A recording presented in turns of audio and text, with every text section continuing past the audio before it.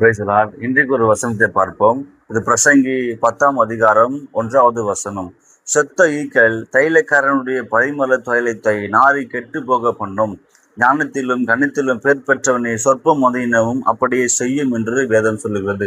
செத்த ஈக்கள், எவ்வளவு பெருசுங்க, சின்னது இல்லையா? அப்படிப்பட்டதான ஒரு சின்ன ஒரு காரியம் நம்மளுடைய பரிமள தைலம் அபிஷேகத்தை குறிக்குது. அப்ப நம்ம மேல இருக்கிற அபிஷேகம் ஒரு சின்ன செத்த அதை கெடுத்து போடுமா?